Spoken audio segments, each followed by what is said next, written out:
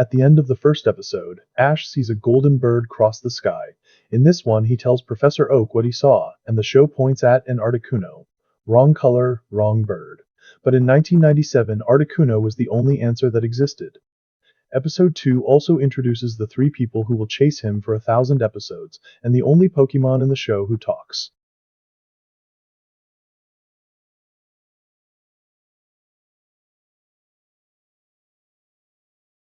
The first episode ended on a miracle. This one opens on the bill. Ash comes down the hill into Viridian City carrying a Pokemon that is not moving, and for the first few minutes the show is not an adventure at all. It is a boy trying to get something to a hospital before it is too late. He is stopped almost immediately by Officer Jenny, who wants to know why he is carrying a Pokemon in his arms instead of a Pokeball. He has no identification. What saves him is the Pokédex, which announces that it is his ID.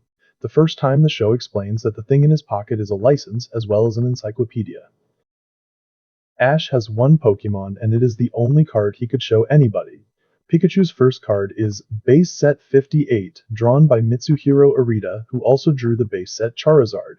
Every collector's first binder page had both of them on it, one because it was the chase, and one because everyone had 6. They reach the Pokemon Center, and the show introduces the 2 institutions it will lean on for the next 25 years, Nurse Joy and a Chansey who does most of the actual work. Pikachu goes into intensive care behind a door with a red cross on it. Chansey is not a background Pokemon in card terms. It is base set number 3, one of the 16 holographic cards in the original set, drawn by Ken Sugimori, the man who drew most of the first 150. The Nurse's Helper was one of the 16 cards every kid in 1999 was trying to pull. While he waits, Ash calls home, and then Professor Oak. And this is where the show pays off the last 30 seconds of episode 1. Ash says he saw a rare bird.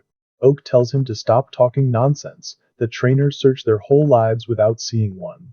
And the camera moves on to a carving of Articuno. It is the wrong bird, and it is wrong in a way nobody could have avoided.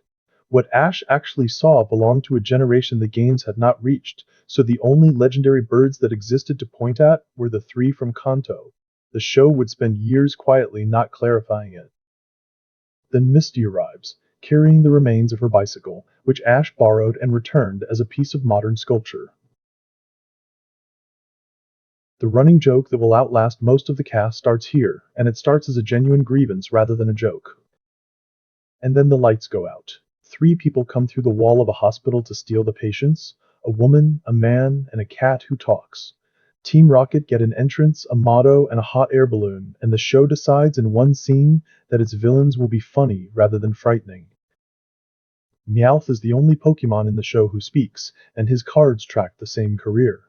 His first is Jungle 56, and his best is Team Rocket Returns 46, both drawn by Mitsuhiro Arita 5 years apart. Ekans is drawn by Atsuko Nishida, who designed Pikachu. Team Rocket's Pokemon were never handed to junior illustrators.